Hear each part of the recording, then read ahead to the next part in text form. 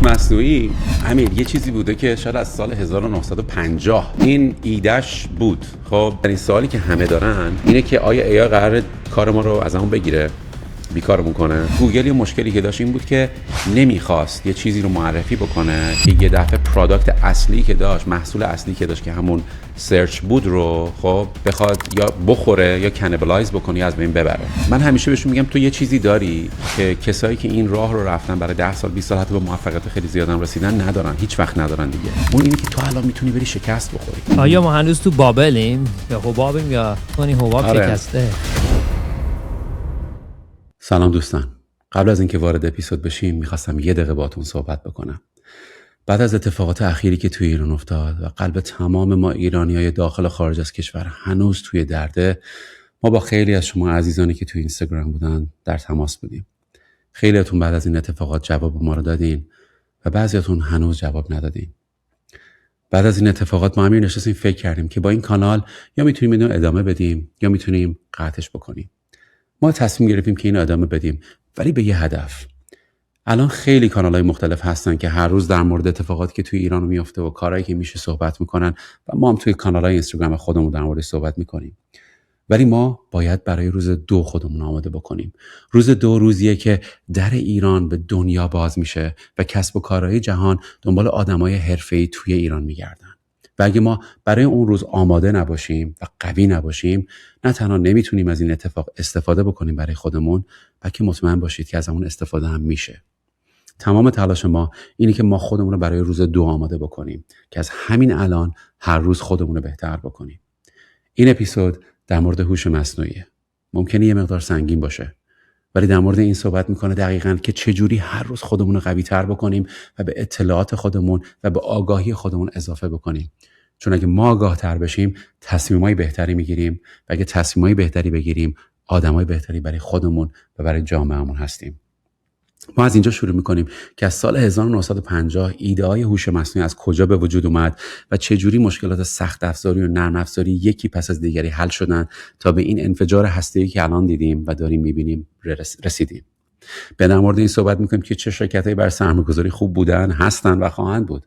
و در آخر اپیزود در مورد مشکل 10 که اسمی که من خودم رو این مسئله گذاشتم در مورد هوش مصنوعی صحبت میکنیم و این مسئله که من در موردش تو خیلی از سمینارهای مختلف توی نیویورک و جاهای مختلف شاید هر ماه صحبت میکنم. امیدوارم که از دیدن این اپیزود لذت ببرید و به امید ایران و ایرانی همیشه آزاد و توانا. بریم برای اپیزود بعدی. بک‌گراندت بهتر شده. آره. میکروفونت هنوز میکروفون برند نشده، ولی برندینگ پادکست خراب میکنی صفر. من میگم تا کامنت بذارن که به تو بگن که این درسته، ولی نورت بهتر شده. اینو من میتونم بهت کردیت بدم که کلاه ماراتون، کلاه ماراتونم که اونجاست، کتابم که میبینی. آقا این نورا رو درست کن دیگه. شما براش کامنت بنویسین این نورا رو درست کنه.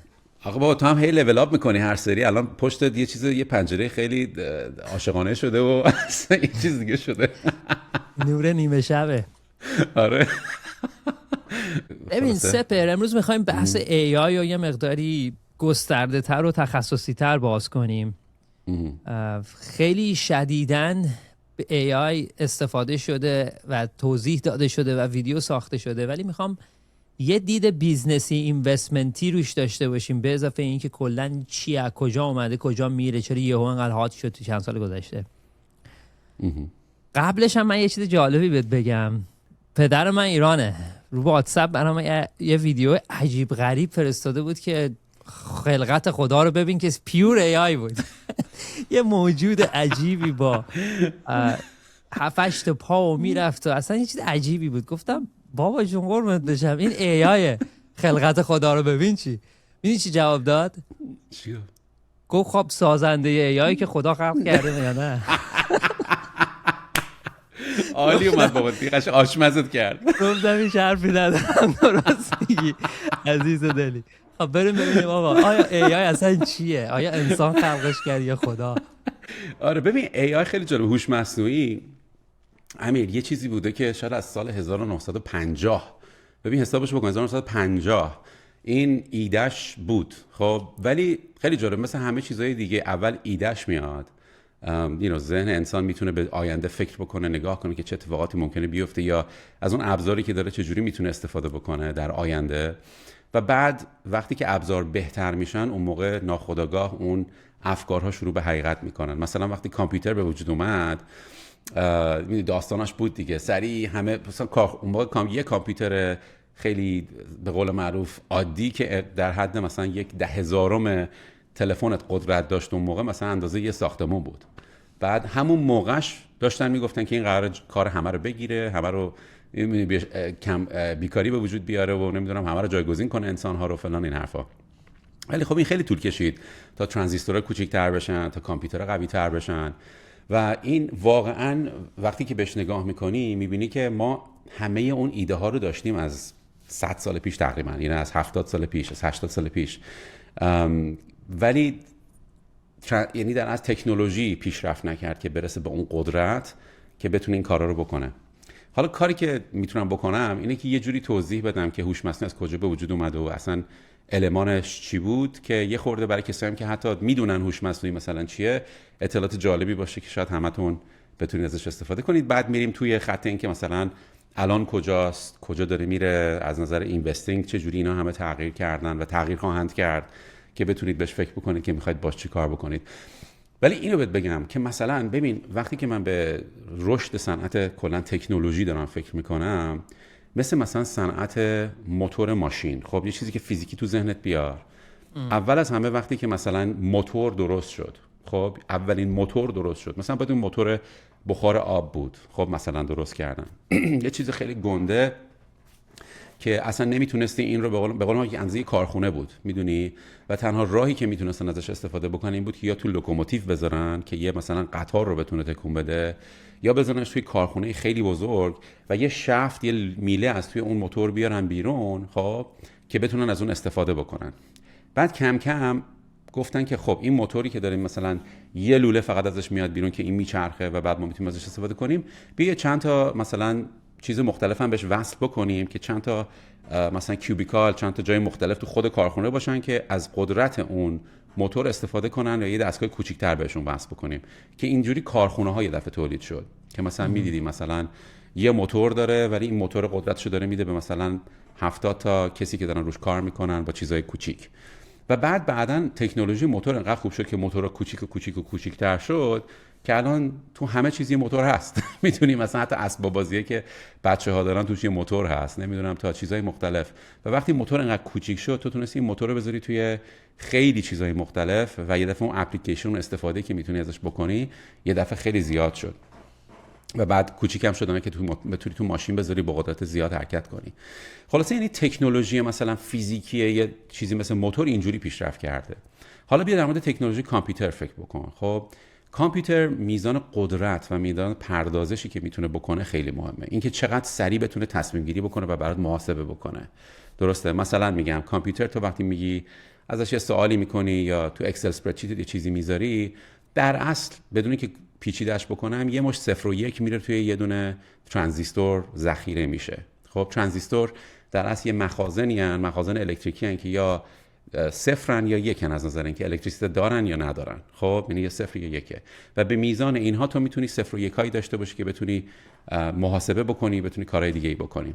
خب پس این ترانزیستورها که چجوری این ترانزیستورها رو کوچیک بکنی و چجوری اینا رو بتونی جا بدی، بیشترش رو جا بدی، چجوری اینا رو کنار هم بذاری که بیشتر و سریعتر کنار هم دیگه به موازات هم دیگه کار بکنن، این یه دفعه شده بود این رقابت این که تکنولوژی کامپیوتر چطور بهتر بشه.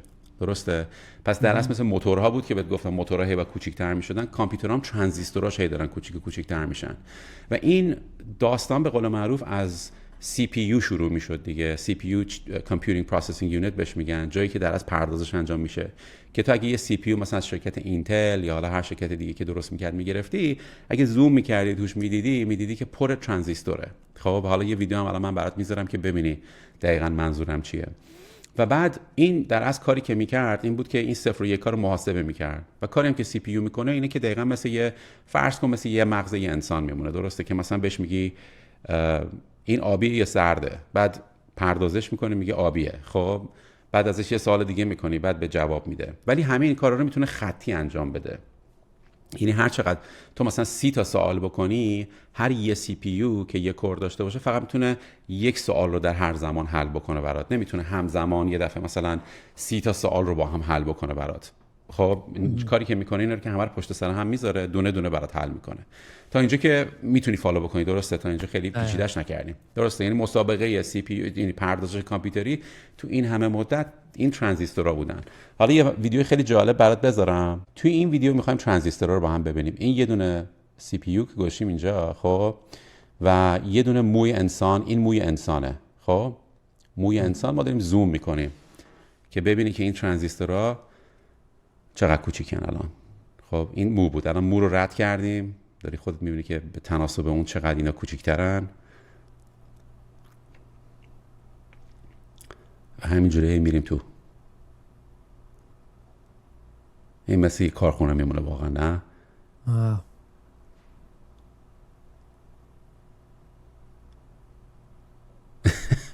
اصلا دیوانه کننده است انقدر که اینا ریسن.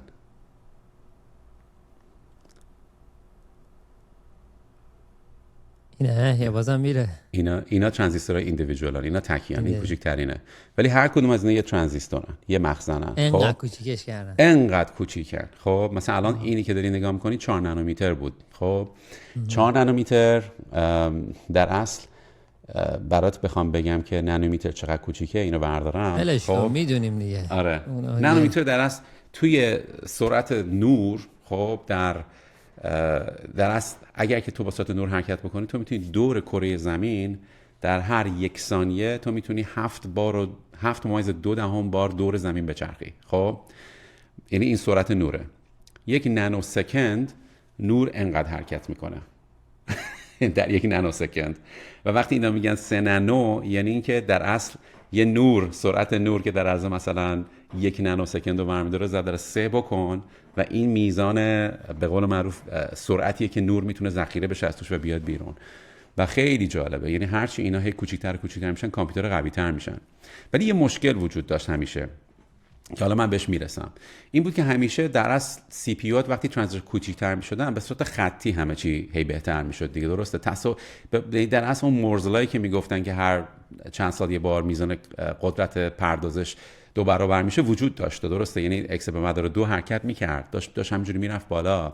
ولی مسائل رو همیشه میتونست فقط خطی حل کنه. همونطوری بهت گفتن که 3 تا مسئله بهش میدادی، اول مسئله 1 رو حل میکرد، بعد 2 رو حل میکرد، بعد 3 رو حل میکرد. خب و این مشکلی نبود برای خیلی از مسائل، ولی برای AI و هوش مصنوعی خیلی مشکل بزرگی بود و باعث شده بود که تقریبا تا سال 2018 امیر ما نتونیم مشکلات هوش مصنوعی رو درست حل کنیم. الان بهت میگم چرا. وقتی که تو داری مثلا یه مسئله ریاضی حل میکنی، معمولا چند تا فرمول و معادله داری که باید بری سراغشون، دونه دونه حل میکنی میری. ولی اگه که میخوای با هوش مصنوعی کار بکنی، در اصل هوش مصنوعی کاری که داره پشت صحنه میکنه، به جای اینکه پیچیده‌اش بکنم، داره احتمالات رو مرتب حساب میکنه. خب و هرچی داده بیشتر بهش بدی، میزان زمانی که نیاز داره که بره اون داده رو پردازش کنه بعد بهت احتمال رو بده خیلی بیشتر میشه. حالا توضیح بهت بدم. ببین وقتی که مثلا تو با چت جی پی تی حرف میزنی، خب وقتی بهت جواب میده، اینجوری نیست که مثلا رفته کل جوابشو در آورده بهت میده. این اول از همه حدس میزنه که آقا لغت اولی که من باید به این طرف جواب بدم بر مبنای چیزی که بهم داده، کدوم احتمال بیشتر وجود داره که درست در این لغت این باشه در جواب اول این طرف. یعنی داره احتمالات رو میگه. بعد نگاه میکنه همه لغت‌های انگلیسی رو مثلا در میاره، بعد بهت میگه اوکی پس احتمال این لغت از همه بیشتره. خب پس این میشه لغت اول. حالا بر مبنای که لغت اول این بوده، لغت دوم احتمالش کدومه؟ خب تا اینجا هیچ مشکلی نیست. حدس میزنی، یه حدس میزنی، یک از 20 خورده حروف هر الفبا 30 تا 40 تا، حالا هر چقدر حروف دارن هر الفبا، هر زبان، میره حدس میزنه. ولی بعدیش میشه اون ضرب در حدس بعدی. بعد میشه برای لغت سوم باید 2 تا لغت قبل رو نگاه بکنی، بعد حدس بزنی که بعدی چیه. همینجوری باید حدس بزنی. برای همین اتفاقی که میافتاد این بود که اگه تو داری سی پی یو استفاده میکنی مثلا برای پردازش این، هی مرتب هی باید بره دوباره حدس بزنه و هر دفعه که میره میزان اطلاعاتی که داره بیشتره. خب تصاعدی هم بیشتره، درسته؟ به خاطر اینکه هر دفعه که تو میری به عقب نگاه میکنی، یه دفعه میزان تغییر پذیریت بیشتره. مثلا میگم اگه تو بهت میگم یه عدد 4 رقمی حدس بزن، خب وقتی بهت میگم عدد مثلا اول حتی حرف اولیه رو بزن، تو میگی خب از بین 1 تا 9 دیگه، از 0 تا 9، پس این میشه 1/10. ولی دومیه رو بخوام بهت بگم، بر مبنای که اولیه رو کدوم انتخاب کردی بعد با دومیه رو بگی. یعنی 10 تا برای اولی داری، برای دومی هم 10 تا داری، 10 تا داره 10 100 تا احتمال داری. خب یعنی از 10 تا یهو شد 100 تا، بعد برای بعدی همجوری تصاعدی این میره بالا و پردازش انقدر سخت میشه که ناخودآگاه سیستم‌های کامپیوتری نمیتونستن واقعا یه چیزی مثل چت جی پی تی رو درست بکنن که بهت سریع جواب بده. خب برای همین حالا این دیگه نمیخوام پیچیده از این بیشتر پیچیده‌اش بکنم، این همجوری پیش رفت تا سال 2018 که چند تا از کسایی که تو گوگل کار میکردن یه پیپر دادن، یه وایت پیپر کاملا مجانی و عادی همجوری دادن بیرون به اون یه مقاله به اسم ترانسفورمرز.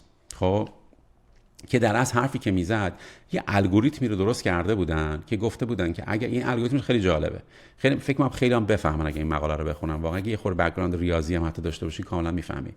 یعنی در اصل گفته بودن یه الگوریتمی درست کرده بودن که به جای اینکه 100% بخواد بره همه اینا رو حساب بکنه، سعی میکنه بر مبنای داده‌های مثلا قبلی که داره لغت اول، دوم، سوم، برای اونها به جای اینکه بره دونه دونه همه رو حساب بکنه، یه احتمالی رو حساب میکنه هر سری، اون عدد رو با خودش جلو میبره. یعنی به جای اینکه بخواد بگه من 1 از 10 از قبل داشتم به اضافه 10 تا انتخابم الان دارم، میگه 1% 0.84 الان با خودم میرم جلو، حالا این یه دونه عدد رو از 1 تا 10 باید حدس بزنم. خب بعد حالا یه دونه همین یه عدد دیگه میشه، میرم سراغ بعدی، بعد این احتمال رو با خودش جلو میبره. یه دفعه میزان پردازش داده رو وحشتناک آورد پایین و این آرکیتکچر، این در اصل به اون آرکیتکچری که توضیح داده بود چیزی بود که تو میتونستی فقط این ترانزیستورهای مال کامپیوتر رو برداری یه خورده جابجا بکنی. دیدی ترانزیستورها رو زوم کردیم توش نگاه کردی، دیدی مثل کارخونه بود به هم وصل بودن یه چیزا یا این حرفا، اینا رو تو میتونی یه جوری درست بکنی که اینا این احتمالات رو در موازات هم دیگه حساب بکنه. یعنی برخلاف سی پی یو که بتونه فقط خطی مسئله رو حل بکنه، تو میتونی بهش یه مشکل بدی و خیلی سریع به صورت موازی به هم دیگه خود این به قول معروف بهش میگن جی پی یو، این بتونه بره همه اینا رو با هم پردازش کنه و در یه دفعه بهت جواب بده. خب برای همین یک دفعه میزان پردازش اطلاعات خیلی رفت بالا و یه دفعه استفاده از یه چیزی مثل هوش مصنوعی یه دفعه واقعی شد و برای همین بود که یه دفعه شرکت‌هایی مثلا اوپن ای آی اینا یه دفعه گل گرفتن، به خاطر اینکه اوپن ای مثلا از 2012 فکر می‌کنم شروع کرده بود، ایلان ماسک هم یکی از فاوندراش بود، مطمئنم میدونی اینو، ولی به هیچ جای خاصی نرسیده بودن تا سال 2018. تو انقدر ضعیف عمل کرده بود که خود ایلان هم گفته بود بابا من اصلا نه میخوام با این شرکت کاری داشته باشم دیگه، نه اصلا سهمی میخوام ازش، و خودش هم اینو نمیگه، ولی دقیقاً به خاطر این بود که 6 سال این شرکت هیچ جا نرفته بود. خب براش اصلا ارزشی نداشت. تو فکر میکنی ایلان واقعا اگه میدید یه شرکتی قراره مثلا قولی بشه میومد مثلا میگفت هیچی سهم ازتون نمیخوام؟ یعنی این یه چیزیه که من بعید میدونم ایلان این کارو میکرد. علتش این بود که واقعا به جایی رسیده بودن که خیلی سخت بود براشون بخوان راه حل پیدا کنن، اونم به این سرعت. حالا همه اینا با هم اتفاق افتاد. جالبیش این بود که یه دفعه شرکتی مثل انویدیا در از چیپ‌های کامپیوتری که داشت درست میکرد بهش میگفت گرافیکال چیپ پروسسینگ یونیت، به جای سی پی یو بود جی پی یو. این چیپ‌ها رو که درست میکرد بیشتر برای گیمرها بود. خب به خاطر اینکه تو اگه داری یه بازی میکنی میخوای رو صفحت مثلا ببینی که مثلا چشم طرف این رنگیه، دهنش اون رنگیه، بعد هر صفحه به صفحه بعدی تو باید تمام صفحه رو پردازش بکنی دیگه، درسته؟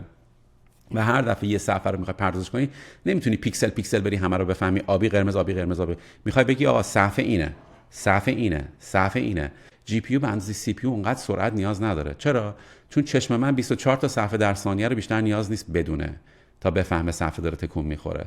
پس اگه جی پی یو بتونه به جای مثلا اگه سی پی یو در هر ثانیه فرض کن 300,000 فانکشن میتونه برات مثل تو اون انجام بده که البته تریلیون ها حساب میکنه، ولی بگیم 300 تا فانکشن میشه، 300 تا صفحه بهت بگه، جی پی یو میتونه مثلا در عرض مثلا یک ثانیه مثلا 200 تا بت بده.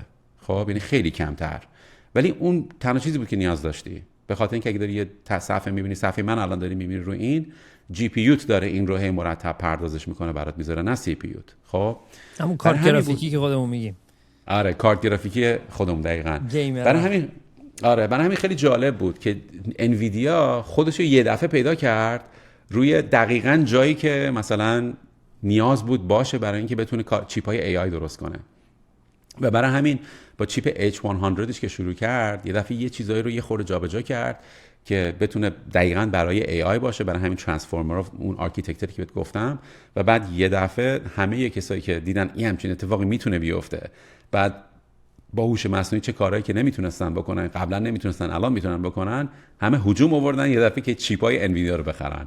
ولی اون یه ذره بریک ترو، اون یه الگوریتم جدیدی که اینا مطرح کردن که خیلی واقعا چیز پیچیده هم نیست، خیلی جالبه. وقتی مقاله رو من خوندم خیلی این چیز مثل اینشتین و نمیدونم چیزایی که اون صحبت می‌کرد در خودش می‌آورده پیدا می‌کرد قوانین جدید فیزیک، اونجوری نبوده. یه جور فقط جدید فکر کردن بوده.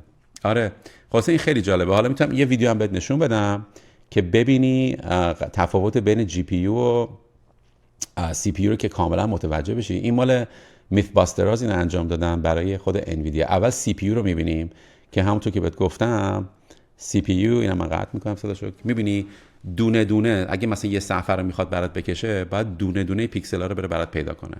حالا اینجا ارم داره سرعتش هم بیشتر میکنه، میبینی الان داره مثلا میخواد یه صفحه یه صورت بکشه، میبینی سی پی یو آره خیلی سریع بین هر نقطه سریع حرکت میکنه، میبینی، ولی یکی یکی داره میکشه. برای همین بیا مثلا انقدر طول کشید تا تازه برات یه صفحه یه آدم بکشه. خب ولی خوبیش اینه، خوبی سی پی یو که سریع حرکت میکنه. حالا جی پی یو که همین Graphical Processing Unit هست که بهت گفتم که الان دقیقا میبینیم اینجا جی پی یو این شکلیه، در یک لحظه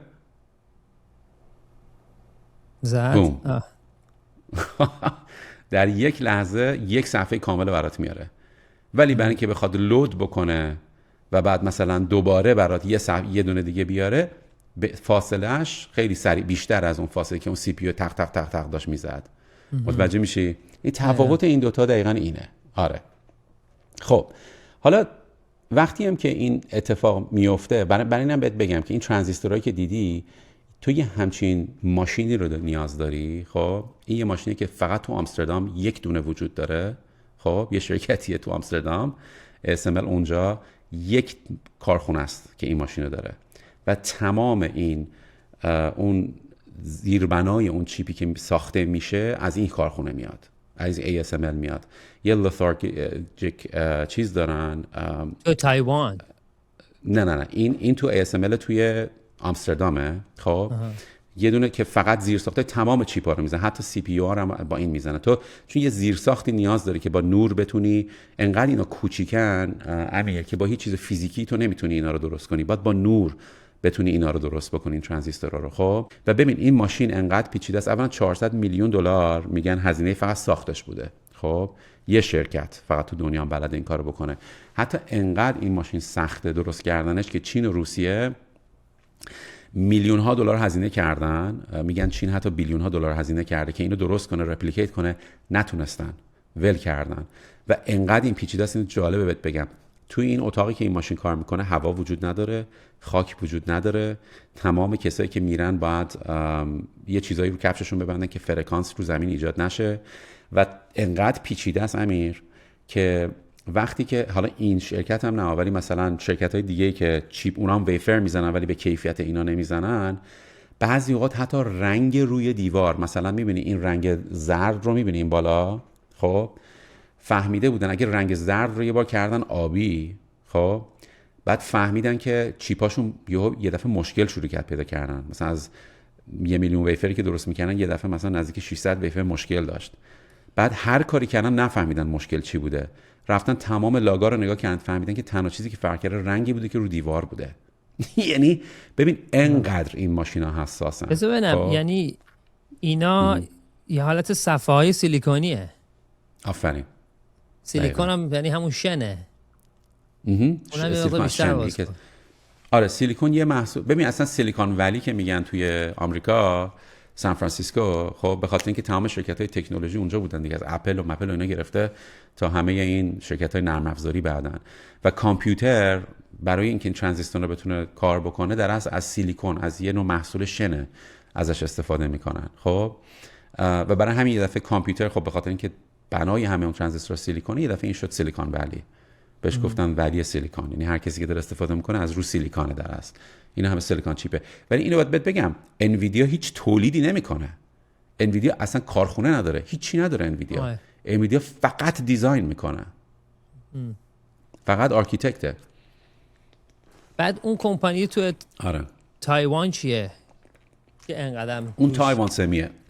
آره تایوان سمی 90% چیپ های قدرتمند مثل اونایی که تو کامپیوتر اپلت هستن، این رو تلفنت هستن، 90% تمام اونها از تایوان سمی کامپنی میاد، از توی تایوان.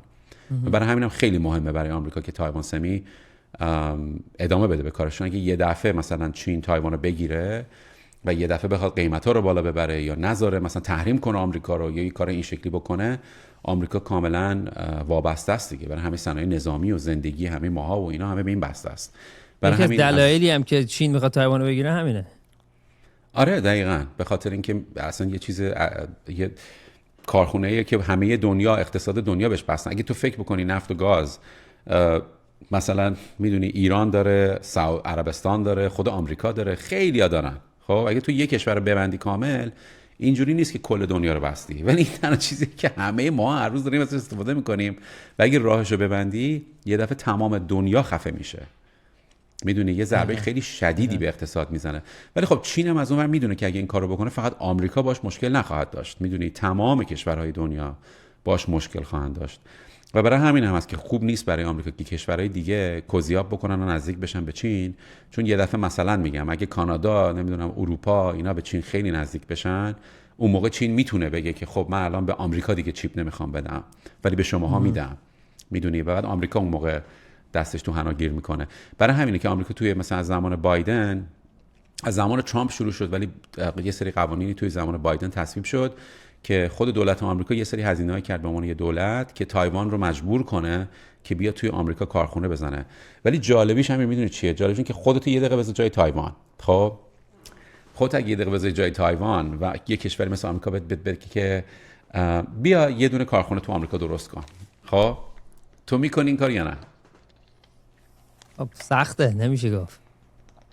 قطعاً برای یه دونه ریسکیه. اصلا تو اگه بگو که میدونی یه کارخونه درست بکنی تو آمریکا، تو در اصل داری تنها چیزی که باعث میشد چین نیاد مثلا آمریکا بیاد جلوی حمله چین رو به تو بگیره رو داریم آمریکا میدی. درسته؟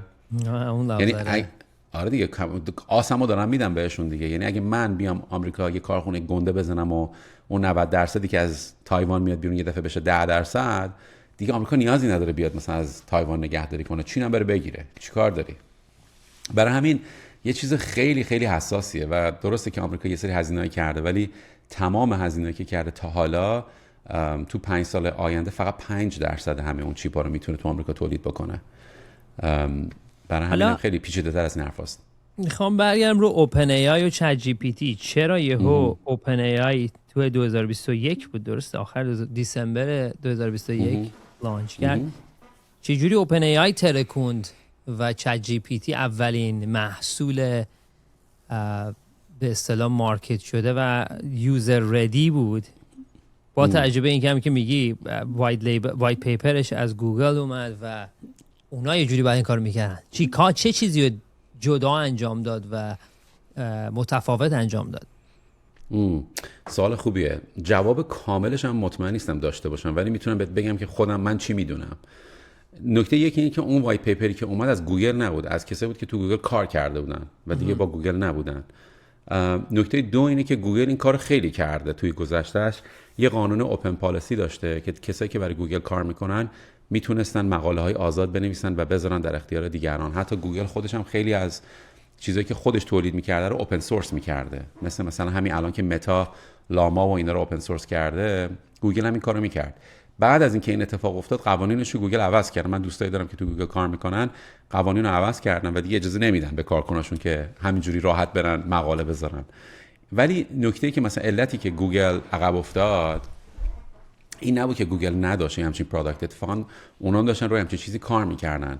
ولی گوگل یه مشکلی که داشت این بود که نمیخواست یه چیزی رو معرفی بکنه که یه دفعه پروداکت اصلی که داشت، محصول اصلی که داشت که همون سرچ بود رو خب بخواد یا بخوره یا کنیبلایز بکنه یا از بین ببره. خب توضیح بدم. اگه مثلا تو سوالی داشتی قبلا، بگو مثلا قبل از 2021 100% مواقع معمولا شاید میرفتی رو گوگل سرچ، درسته؟ که اونجا سرچ بکنی.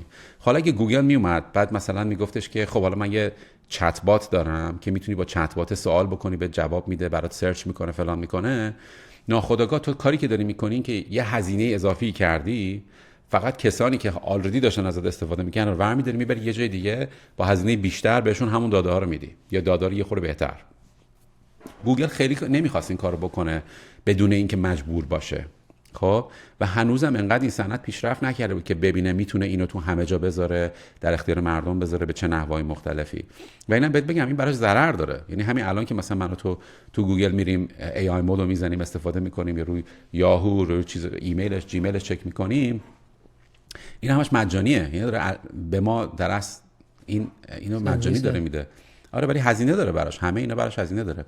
برای همین مجبور شد، یعنی انقدر وایساد تا چت جی پی تی اومد و یه دفعه سهامش هم افت کرد، به خاطر اینکه همه فکر کردن که خب دیگه الان چت جی پی تی و پرپلکسیتی اگه یادت باشه اومد که دقیقاً می‌خواست گوگل رو ریپلیس بکنه، جایگزین بکنه و یه دفعه گوگل افت کرد و اونجا بود که گوگل مجبور شد که یه دفعه جمینای رو خیلی بهتر بکنه و بعد یه دفعه بیاد تو همه جا بذاره و مردم رو دوباره برگردونه پیش خودش، یوزرها رو برگردونه. چون اگه نمی‌کرد این کارو، اون سرچی که از دست داده بود رو برای همیشه از دست میداد.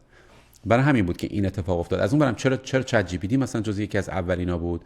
به خاطر اینکه ببین همزمان خود اوپن ای آی شرکت‌های دیگه هم مثل انثروپیک و اینا بودن که شروع کردن پروداکت درست کردن، ولی اونا مثلا شاید بعد از این مقاله شروع کردن.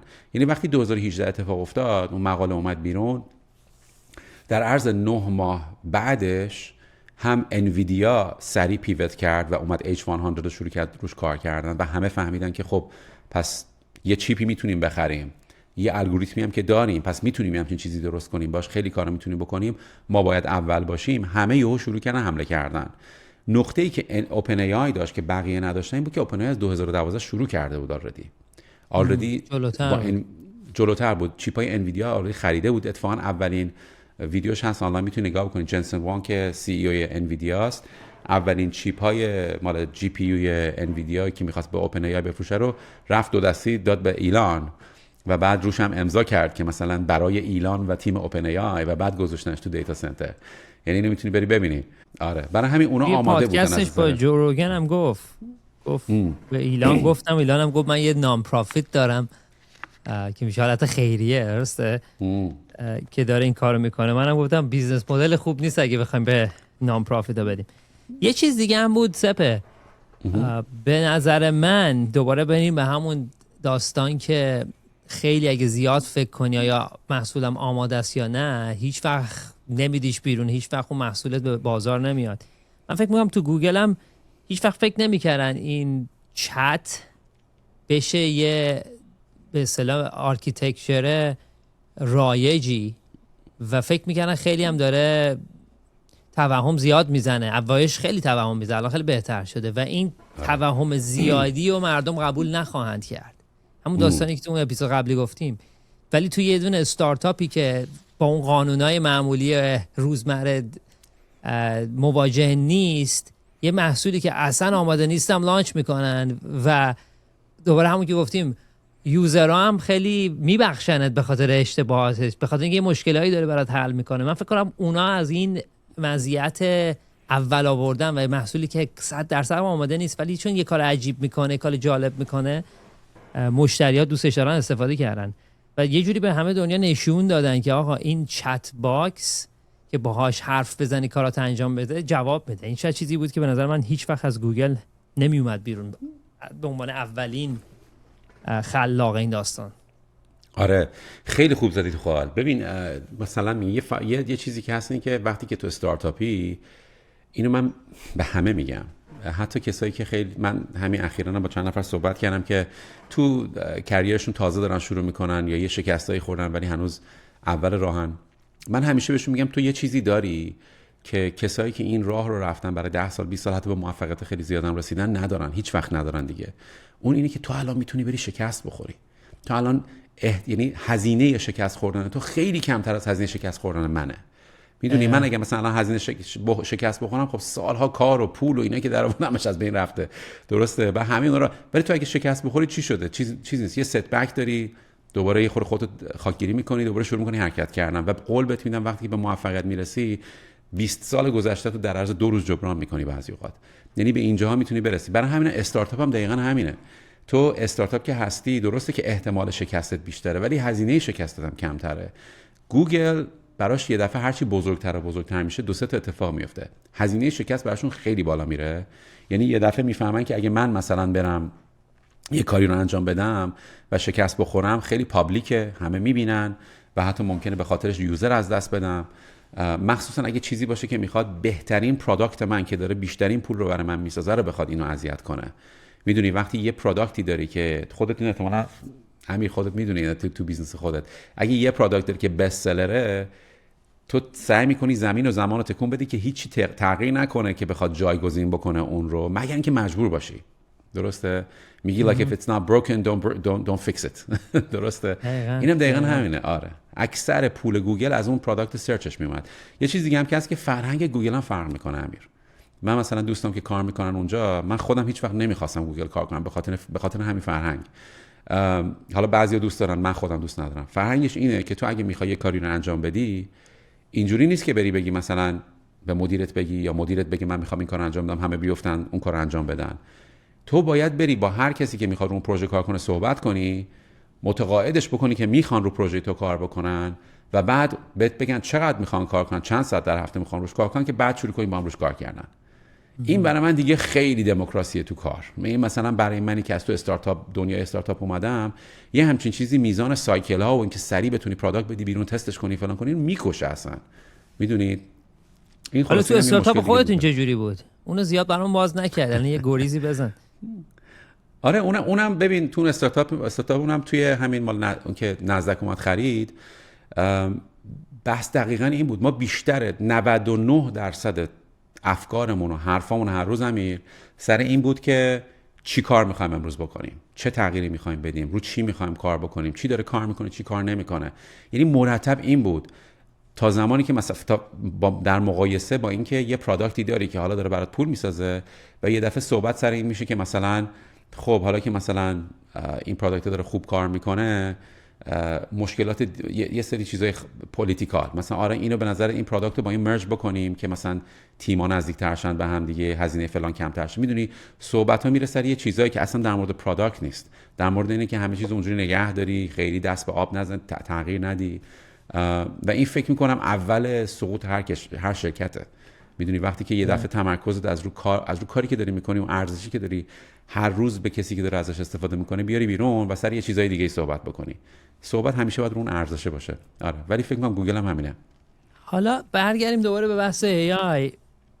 2 تا تاپیکش رو میخوام دوباره باز کنم. اول این که چرا انویدیا شد بزرگترین و با ارزشترین کمپانی دنیا؟ آیا فقط انویدیا اون چیپا رو داره برای AI؟ چرا یهو انقدر انویدیا حالا رو این داستان فروخت؟ آره ببین انویدیا به خاطر اینکه اونم دقیقاً مثل اوپن ای آی بود، یه دفعه خودش رو پیدا کرد وقتی که اون مقاله اومد و ملت رفتن سراغش، خودش رو پیدا کرد دقیقاً توی خط مقدم درست کردن این چیپ ها. چون انویدیا که بهت گفتم خودش چیزی تولید نمیکنه، فقط طراحی میکنه. خب دقیقاً اون زومی که کردیم دیدی که چجوری به هم وصل بوده، این اونا رو طراحی میکنه و به خاطر همین یه تجربه خیلی عمیق و درازی رو داشت تو این مسئله. ولی نه تنها شرکت نیست، مثلا AMD هم درست میکنه، شرکت‌های دیگه هم هستن که کارت گرافیکی درست میکردن، ولی اونا به خاطر اینکه فوکسشون و تمرکزشون بیشتر روی تصویر بود و مثلا رو همین گرافیک بود برای درست کردن تصویر و گیم و بازی و اینها بود، خیلی دیزاینشون طوری نبود که سریع بتونن خودشون عوض کنن و برای AI شروع کنن دیزاین کردن. حتی AMD هم چیپای AI رو دیزاین کرده ولی به خوبی چیپای انویدیا نیست و برای همین نتونست اونقدر مارکت شیر رو بگیره. حالا اتفاقی که الان افتاده این یه خورده تخصصی تره، فقط برای اون دوستانی که دوست دارن تخصصی تر بدونن، اینه که AI برای اینکه بتونی حدس بزنی، مثلا بهت گفتم همش احتمالاته، لغت در جواب به تو من به عنوان AI باید چه لغتی رو اول بگم، احتمالش چیه، برای دومی چه احتمالی وجود داره. تو برای اینکه بتونی این احتمالات رو به وجود بیاری میتونی از الگوریتم‌های مختلف استفاده کنی. یکی بهش میگن نورال نتورکس، حتما شنیدین، اون شبکه نرو ها. خب یکی دیگه است بهش میگن راندوم فورست. میدونی یکی از کی مینز، اینا هر کدوم یه الگوریتم متفاوتی دارن که از این الگوریتم‌ها تو استفاده بکنی یه درصد متفاوتی رو میگیری. بعضی از این الگوریتم‌ها برای یه سری کارهای خوبن، مثلا کارهای تصویری، برای اینکه بخواد یه ویدیو برات درست کنه. بعضی از این الگوریتم‌ها برای چت بهترن، برای همین که می‌خوای باشون صحبت بکنی. بعضی‌ها بهترن برای اینکه مثلا بتونه مسائل ریاضی رو مثلا برات بهتر حل کنه. میدونی هر کدوم از این الگوریتم‌ها برای یه چیز بهترن. اتفاقی که الان داره میفته توی مثلا 3-4 سال اخیر داره میفته اینه که هر کدوم از این شرکت‌های بزرگ فهمیدن که برای اینکه برن یه سری مسئله دارن، مثلا میگم اگه فقط کارشون یه دونه ابزار درست میکنن که فقط کار درست کردن چیزای ویدیوه، برای دارن ویدیو جنریت میکنن، شاید نیاز ندارن برن که اون های اند انویدیا رو بخرن، میتونن برن خودشون یه چیپی دیزاین بکنن یا از یه شرکتی یه چیپی بگیرن که مخصوص اون الگوریتم طراحی شده. درسته؟ چیپ انویدیا خوبه برای اینکه میتونه تمام الگوریتم‌ها رو ساپورت بکنه، ولی خیلی چیپ پیچیده و پرهزینه‌ایه. ولی تو میتونی بگی آقا من از تنسر از الگوریتم تنسر فلو استفاده میکنم یا از الگوریتم مثلا نمیدونم کی مینز استفاده میکنم، برای همین میرم یه چیپ طراحی میکنم که فقط برای تنسر فلوه، یعنی بهترین و سریعترین رو برای تنسر فلو داره. برای همین به اینا میگن تنسر چیپس، تنسر پروسسینگ یونیت، یا حتما شنیدی بهش میگن TPU. خب اینا چیزای جدیدیه که به قول معروف این شرکت‌ها دارن استفاده میکنن که اون مسائل خاص خودشون رو با دیزاین مخصوص اون الگوریتم حل بکنن. این خط بعدی که داره اتفاق میفته. یعنی اینی که بخوام بهت بگم، ببین درسته که این چیپ‌ها خیلی مهمن و برای همین انویدیا یه دفعه گور گرفت، چون همه چیپ‌های انویدیا رو می‌خواستن و انویدیا هم مشکل چیز داشت، عرض تقاضا داشت. به میزانی که چیپ داشت تولید می‌کرد، خب مثلا نزدیک 100 برابر اون تقاضا داشت برای چیپ‌هاش. برای همینه که یه دفعه مارجینش شد مثلا 94%. خب یعنی 94% فقط سود داره میکشه. و اگه تو بهشون زنگ میزدی امیر، مثلا همون اوایل مخصوصا میگفتی آقا من میخوام ازت 3 تا H100 بخرم، هیچ جا لیست قیمت نداشت. تو زنگ میزدی یه سیلز آفیسر ور داشت بهت یه دونه کوت میداد. خب میگفت مثلا $20,000 هر چیپ. بعد تو میگفتی خب این مثلا من اینو نیاز دارم 6 ماه دیگه. بعد میگفت خیلی خب $40,000. میدونی برای همین میتونستن قیمت رو وحشتناک بالا ببرن. و برای همینم تو ویدیو قبلی گفتم که موقعی انویدیا به عنوان یه سهام شروع میکنه پایین اومدن که یه دفعه این مارجینش بیفته و اونم موقعی میفته که یه دفعه تقاضا یه خورده پایین‌تر بیاد و مجبور شه به جای اینکه 40,000 تا 20,000 تا بفروشه تخفیف بده. و تو اون اپیزودم اگه دوست دارن برن نگاه بکنن که گفتم چه جوری راه پیدا کردی که تخفیف بده بدون که قیمت رو بیاره پایین.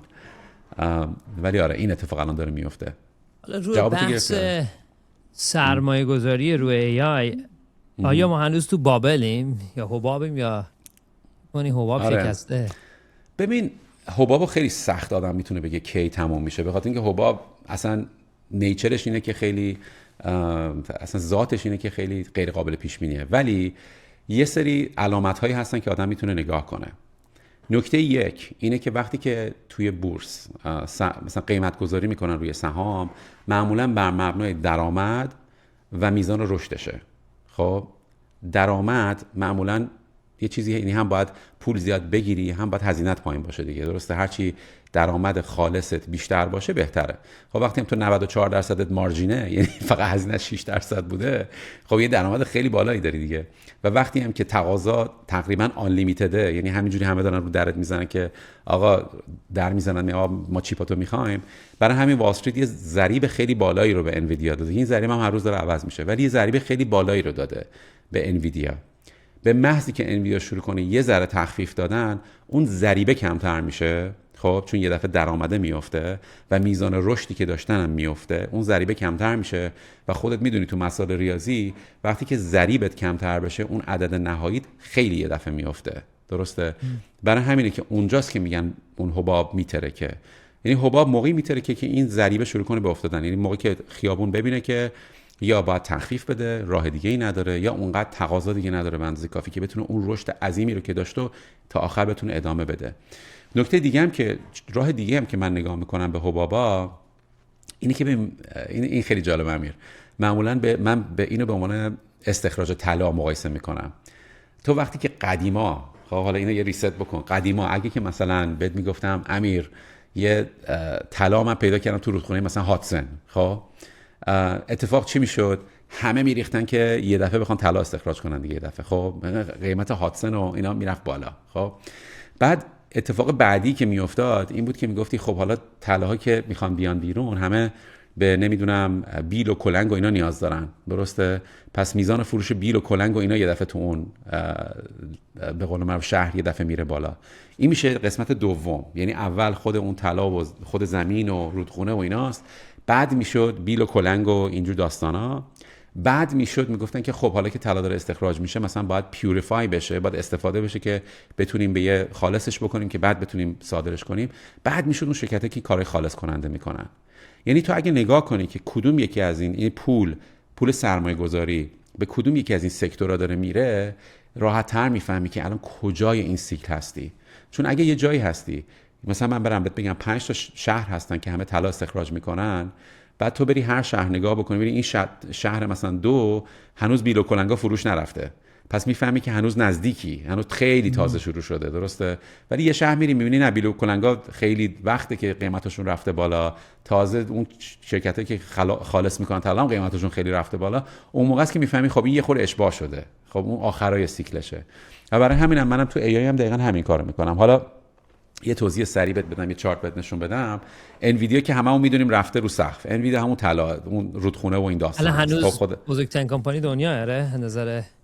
آره دیگه 4 فکر کنم 2 تریلیون دلاره، ولی قیمتش رو دیدی تصاعدی، یعنی 20 برابر شد در عرض 4 سال، 20 برابر. خب اون که رفته بالا خیلی وقت هم هست رفته بالا، یه چیزیه که دیگه همه میدونیم دیگه. الان نزدیک فکر کنم قیمتش هم حدود 6 7 ماه ثابت مونده. بعد از اون بیل و کلنگا فکر میکنی چی هن توی ای آی؟ شرکتایی که استفاده میکنی از ای آی باش دیتا سنتر بیل و کلنگا جی پی یو آن، بیل و کلنگا دیتا سنتران، جی پی یو میشه اون طلاه، جی پی یو میشه طلا. دیتا سنترها به خاطر اینکه تو باید این جی پی رو توی کامپیوتر توی یه جایی بذاری دیگه، دیتا سنتر بذاری دیگه. خب دیتا سنترها هم سهامشون رو برید نگاه بکنید، اونا هم رفتن تو سقف. خب بعد دقیقاً این حرفی که زدی درست بود که بعدش اونایی که میخوان خالص بکنن که بتونن استخراج بدن به دیگران، میشن اون شرکت‌ها و اون چیزایی که در اصل دارن از اون مدل‌های مختلف هوش مصنوعی استفاده میکنن که یه سری خدماتی رو بدن، درسته؟ و این رو من تو چیزی که میبینم توی مموریه، توی حافظه، چیپ حافظه است. به خاطر اینکه تو اگه که مثلا میخوای، حالا پیچیده‌اش هم نمیخوام بکنم گیج نشین، ولی اگه تو داری با کامپیوتر چت میکنی، داری میگی آقا مثلا امروز چی باید بخورم، چت جی پی تی به من بگو، چت جی پی تی دیگه نیازی نداره بر از انویدیا، چیپای انویدیا استفاده کنه به تو جواب بده. چرا؟ چون آردی فکرشو کرده، همین احتمالا رو از قبل رفته حساب کرده. به این میگن ترینینگ که چندین ماه طول میکشه این کارا رو بکنه. اینا رو همه حساب کرده. کاری که میکنه این که با حافظه‌ای که داره مال تو رو میخونه، بعد میره تو حافظه‌اش نگاه میکنه که ببینی بهترین جواب چی بوده، اون جواب بهت میده.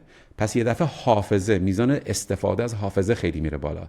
و اگه بری به سهام حافظه نگاه بکنی، الان من برات چارتشو میارم. سپر دیر گفتی که یه سال پیش میگفتی. آره دیگه چیکار کنیم دیگه، خودمونم بعضی از این چیزا نمیاد تا بیاد. این سندیسکه، نمیدونم میبینی یا نه، ولی قیمت رو نگاه کن. همش هم از کی شروع شد؟ از اینجا، یعنی اینجا رفته بود بالا، درسته؟ چه تاریخیه؟ این 2026 از ژانویه. از ژانویه از 200 مثلا 10 تا شد 700 خورده ای. خب ولی بیا فقط به سپتامبر پارسال، یعنی 6 ماه پیش ببین $40 بود، یعنی از 6 ماه 15 برابر شد. 15 برابر. بعد میبینی الان سقوط داره میکنه، این قرمز رو میبینی اینجا بود قیمت الان افتاده اینقدر. این در اصل داره به تو میگه که ببین الان اگه من اون سیکل رو نگاه بکنم، الان انگار آخرای اون سیکلم، به خاطر اینکه رسیده به اون شرکتایی که به قول من فقط دیگه دارن از اون استفاده میکنن که اون محصول نهایی رو بدن، و این حتی اونا هم دارن کم کم میان پایین. یعنی داره به من میگه که ببین ممکنه یه جهش دیگه همینا بکنن، کوچیک، خیلی بزرگ نه، ولی تقریبا دیگه داریم به آخر سیکلش میرسیم. آره برای همین حالا توصیه سرمایه‌گذاری این نیست، این فقط مشاهدات خودم و اینکه بهتون بگم چه جوری دارم اینا رو میکنم، چون مهمترین چیز این نیست که اینو یاد بگیری، یا مهمترین که روشی که من دارم به اینا نگاه میکنم و یاد بگیری که پس فردا برای چیزای دیگه هم بذاری. حالا بعدیش چیه؟ گوگل دوباره همه چی برمیگرده به گوگل. آره بعدیش این که بعد اینا به نظر من باید یه خورده دقیقاً بعدیش میشه اپلیکیشن، میشه چه کسایی بهتر چه شرکت‌های نرم افزارهای بهتری درست میکنن که بتونن از این استفاده کنن و بفروشن به مردم. اون دیگه آخر خطشه به قول معروف. اون دقیقاً میگه اون طلا رو من چجوری به جواهر کنم که مردم بیان اون جواهر رو بخرن. میدونی اون دیگه خط آخره. ولی قبل از اینکه اون اتفاق بیفته معمولاً تو یه حباب و ترکیدن حباب میبینی. یعنی نمیرسه به اون بدون که اینترنت رو اگه بخوای با این مقایسه کنی، اوایلش هر کی یه وبسایت میزد $1 میلیارد والویشنش میشد. اواخر دهه 90 هر چی میزدی .com بود، هیچ بیزنسی نداشتی، درسته؟ بعد رفت اونایی که شدیداً حالا استفاده داشتن، شاید آمازون بزرگترین برنده دوره اینترنته، بعد رفت سراغ کسایی که اومدن روی موبایل، درسته؟ 2006 و 7 به بعد که موبایل حالا با آیفون شروع شد. و درست میگم، دارم فکر میکنم اینجوری که دارم صحبت میکنم باهات، شاید نسل بعدیش اینه که چه استفاده هایی داریم ازش میکنیم و اوپن ای آی مثلا کامکست میشه. اونایی که اون روزهای اول اینترنت رو آورده بودن کیا بودن؟ سیسکو آورده بود. میشه اینفراستراکچر. آره یه جورایی میشه اینفراستراکچر. چون تو مثلا الان که داری با من الان صحبت میکنی، تو که الان برات مهم نیست که از کدوم شرکت اینترنتی و کدوم ماهواره رفته رسیده به تو که یا کی پردازشش کرده یا چه سی پی یو جی پی یو داری که داری پردازش میکنه. الان برای چیزی که مهمه اینه که این نرم افزاری که ما داریم استفاده میکنیم جواب بده، نشکنه. میدونی؟ یعنی میرسه خیلی دیگه نزدیک میشه به یوزر. ولی یعنی به کجا داره میره امیر؟ یعنی این صنعت تکنولوژی داره به کجا میره؟ خیلی برای من obviousه. این کاملا داره میره به سمتی که هوش مصنوعی انقدر بتونه بهتر بشه، هنوز نرسیده به اونجا، ولی انقدر بتونه بهتر بشه که بتونه مسائل جدیدی که انسان حل نکرده رو شروع کنه حل کردن. چون الان فقط داره ما رو تقلید میکنه. خب الان داره انسان رو تقلید میکنه. داده ها رو همه رو گرفته، داداش هم همش چیزایی که ما خودمون قبلا تو اینترنت گذاشتیمه و داره سعی میکنه اونا رو تقلید کنه. فقط تا یه جایی میتونی این کارو بکنی، چیز جدید نمیتونی باش درست کنی. ولی وقتی که تو بتونی هوش مصنوعی انقدر خوب بکنی امیر، خب که بتونی بذاریش، مثلا میگم توی آزمایشگاه فیزیک بهش این قدرت هم بدی که بتونه تصمیم گیری کنه که مثلا الان به نظر من با دادهایی که گرفتم این تست رو باید انجام بدیم. تست رو انجام میدی، تست شکست میخوره، بعد میگه خب داده رو گرفتم، تست شکست خورده، پس به نظرم باید این کارو بکنیم. کار دوم میکنی، کار دوم شکست میخوره، بعد ای آی دوباره تصمیم میگیره این کارو. وقتی که به اونجا برسه که به ای آی این قدرت رو بدی که بتونه تصمیم گیری کنه، بر مبنای تصمیم داده ها رو بگیره و بعد تصمیمش رو عوض کنه، ناخودآگاه خیلی سریعتر ما انسان ها میتونیم چیزای جدید رو کشف کنیم. قوانین شیمیایی جدید کشف میکنیم، داروهای جدید کشف میکنیم. نوبل بیولوژی به یکی داده شد که دقیقاً هست ای آی استفاده کرد که بتونه سیکونسینگ بکنه ژنوم رو و یه سری از مریضی ها رو حل بکنه. یعنی این به نظر من اون خط مقدمشه. ولی برای من و تو فکر میکنم استفاده از این نرم افزارها و مهمترین چیز بعدیش رباتیکه. میدونی با قبلا ربات بیشترین اشکالی که داشتن، این داستان سریعا بگم خیلی جالبه. من توی استارتاپی کار میکردم قبل از هم استارتاپی که داشتیم تو نزدک که دقیقاً یه کمپلکس بود. امیر خود میدونی استارتاپ دیدی میرن یه جایی میگیرن که کمپلکس ماننده، مثلا بغلت یه شرکت دیگه است، این همه چپیدیم تو هم دیگه. اونم استارتاپی داشتیم روی چیز کار میکردیم، روی ورژن اول سیری کار میکردیم قبل از اینکه اصلا سیری بیاد. خب رو ورژن اول اون داشتیم کار میکردیم و برای اینکه این کارو بکنی داده‌های زبان زیاد بهش میدادی، بهش یاد میدادی که معنی اینا چی میشد و حدس میزد کامپیوتر که مثلا اگه یکی میگه صدا رو ببند یا صدا رو ببر بالا معنیش چیه و یه کاری رو انجام میداد. بعد دقیقاً یادم شرکت بغلی ما یه شرکت روباتیکس بود. آقا این پسره فقط صبح تا شب صداش رو مخ من بود، چون این ربات رو کوک میکرد که در یخچال رو باز کنه مثلا، بعد میگفت open fridge door open fridge یعنی ربات نمیفهمید آقا. یعنی فقط مثلا یک ماه من فقط اوپن فرج دور تو سر من بود. میدونی بعد مشکل این بود که باهاش صحبت میکردم میگفت آخه مشکل یکی نیست، مشکل اینه که شاید بفهمه من چی میگم، بعد نمیفهمه فریج چیه، بعد نمیفهمه دور چیه، بعد نمیفهمه اوپن چیه، بعد میفهمه ولی نمیتونه انجام بده. یعنی مشکل خیلی چیزا بود. ولی با هوش مصنوعی و این الگوریتم‌های جدیدی که درست کردن، نه تنها الان تو مثلا با تلفن یه چیز نشون میدی میفهمه این دوربینه، این نمیدونم چراغ، اون فلان، اینا رو تشخیص میده، پس اون ربات هم میتونه رو تشخیص بده، بلکه الان میتونه به کارهای فیزیکی تبدیل بکنه. یعنی میتونه بفهمه برو بگیر، یعنی دستتو دراز کن، اونو وردار بگیرش. برو بگیر معنیش اینه. برای همین رباتیک دقیقاً به نظر من میشه صنعت بعدی که قراره بهتر کنه توی 10 سال آینده. جوری چند درصد جی دی پی کارایی که به اصطلاح کارگریه؟ خیلی نمی‌شه دراری الان درصدش الان بهت میگم، بذار ببینم. خیلی، من فکر کنم 30-40 درصد اقتصاد آمریکا پول لیبره به اصطلاح. فکر کنم یه عدد زیادی باشه. تا اگه فکر کنی آره میگه 53 درصد. خیلیه. آره. خیلی مارکت بزرگتریه. یعنی بری پول میدی یکی جعبه رو بذاره بالا، جعبه رو بذاره پایین، بره تو انبار، تو رستوران کار کنن. یه جوری ترسناکه، یه جوری جالبه. یعنی روزی میاد که آره خیلی 50% خیلی. من همجوری حدسی فکر می‌کنم 20 درصد باشه. نه تنها اون امیر، بلکه نه تنها اون، بلکه یه سری کارهایی هست که تو میتونی، یعنی میخوای که یکی انجام بده برات ولی نرفتی، یعنی یا درست نکردی اون خدمات و سرویس ها رو یا نمی کنی. مثلا میگم اگه من داشته باشم یکی رو میگیرم که هر روز خونه رو تمیز کنه، خب ولی خب نمی کنی. برای همین اون 53 درصد تازه مینیمومه. وقتی که تو بتونی یه چیزایی رو درست بکنی که مردم استفاده کنن، خیلی تقاضا بیشتر از این حرف هاست داره. اصلا چی میگن؟ جیوان پارادوکس رو شنیدی؟ یعنی استفاده میره بالاتر. اینم همونه. مثل اینترنته. زمانی که اینترنت خوب شد، نتفلیکس و اینا درست شدن، استریمینگ و کاربردهای جدیدش، اینم همینه. جیوان پارادوکس بیشتر توضیح بدم امیر اگه میخوای، چون اون فکرم خیلی مهمه. جیوان پارادوکس خیلی جالبیه. پارادوکس میگه هرچی افیشنسی میره بالا، استفاده‌ام نمیاد پایین، میره بالاتر، بیشتر میره.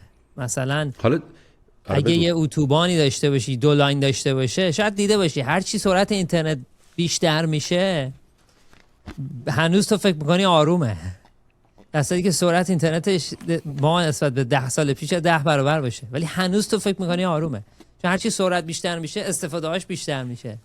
یه دوستی مثالی میزد، میگه اون زمان بین قسمت اروپایی و آسیایی ترکیه هیچ پلی نبود.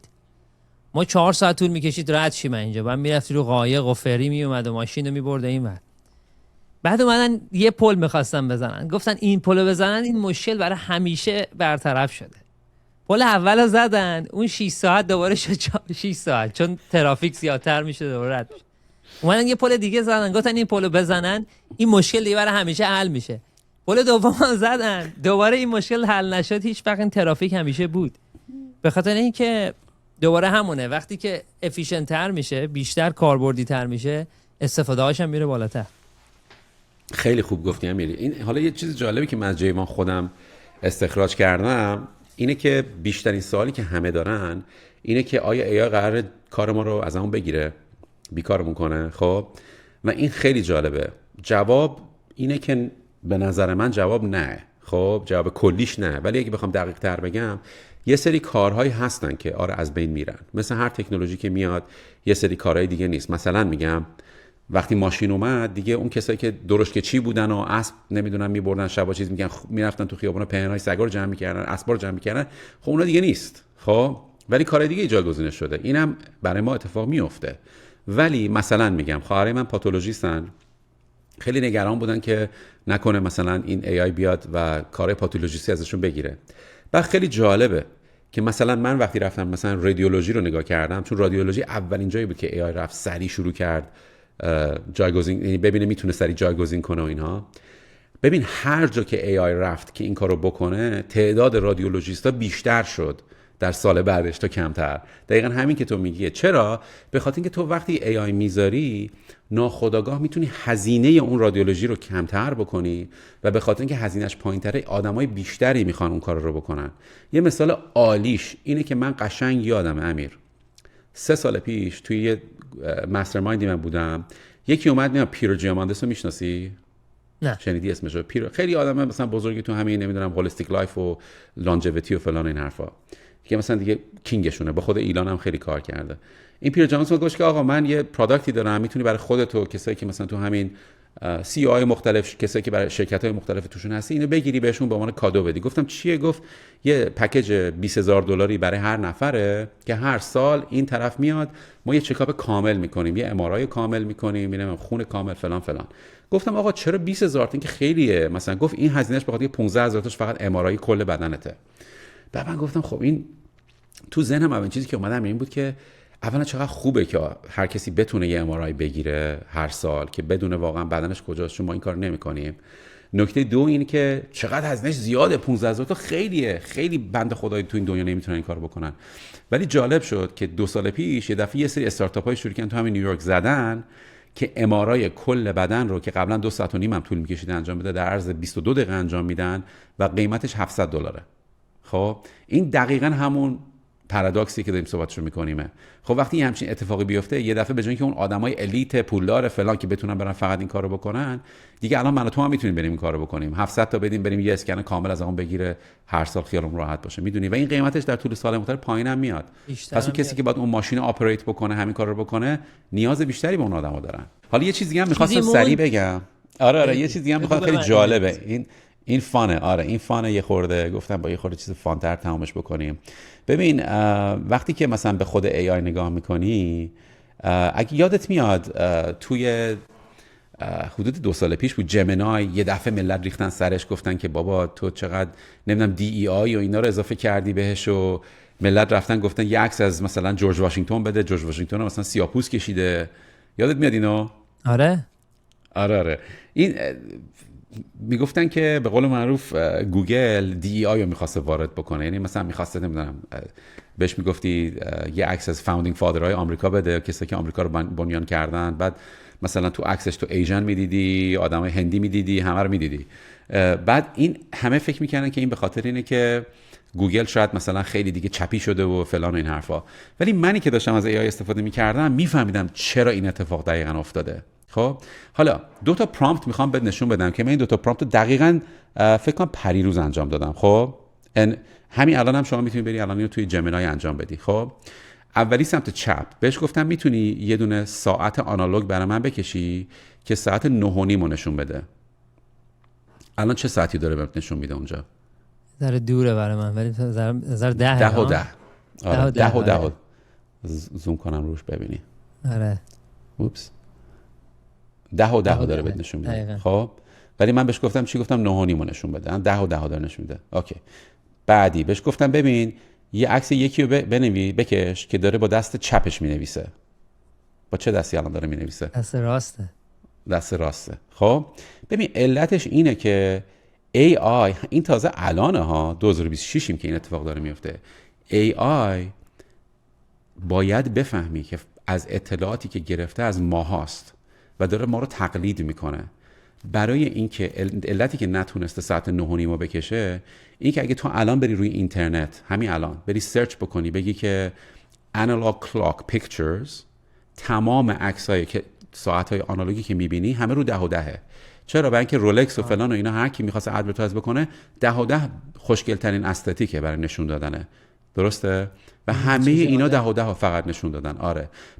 پس AI در از هر ترینینگی که شده فقط توی دیتایی که داره فقط 10 و 10 داره. خب تو بهش بگی یه دونه عکس ساعت آنالوگ بده که مثلا 9:30 نداره، اینو نمیفهمه. پس همون 10 و 10 نشونت میده.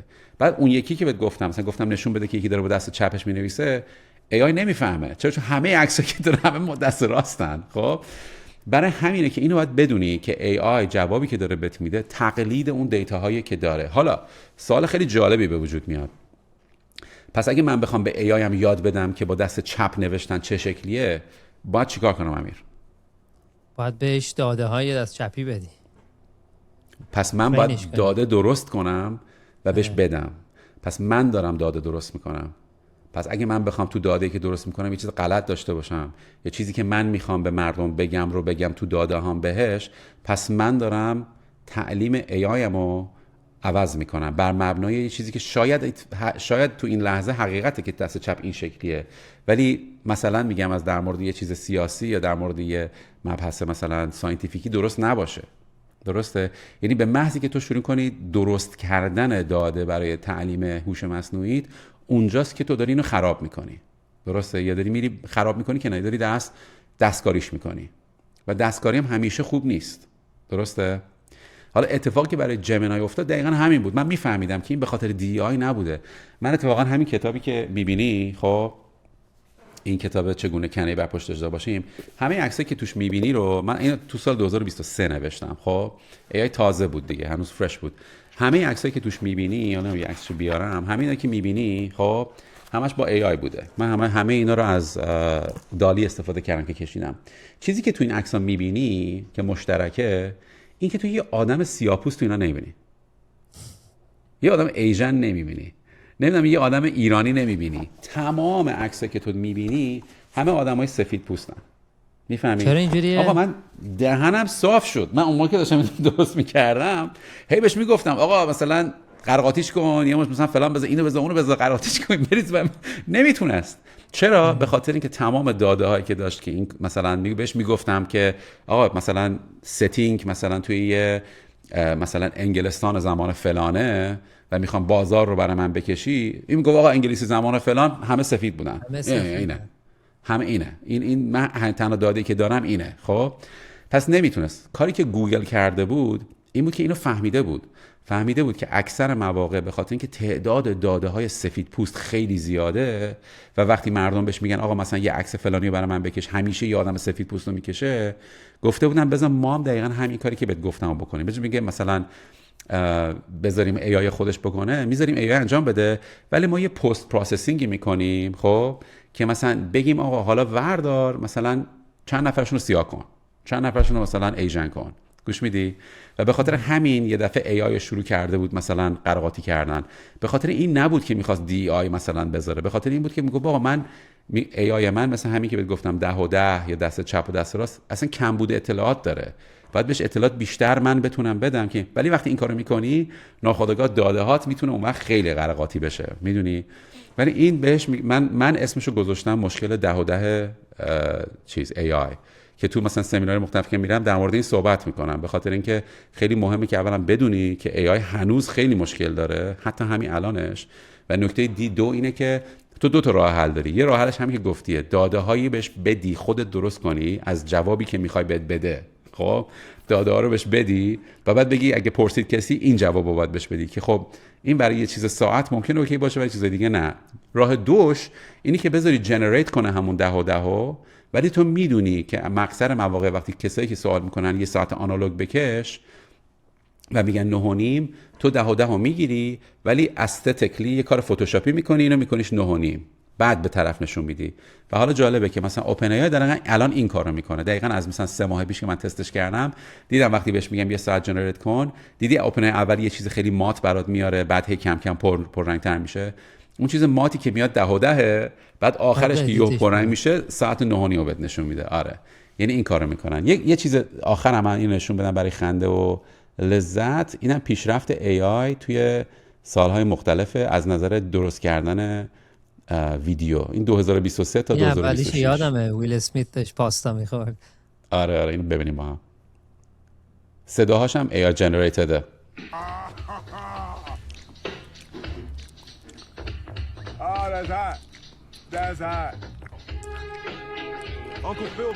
نه اولین ویدیو بود که اومد. آره این 2025.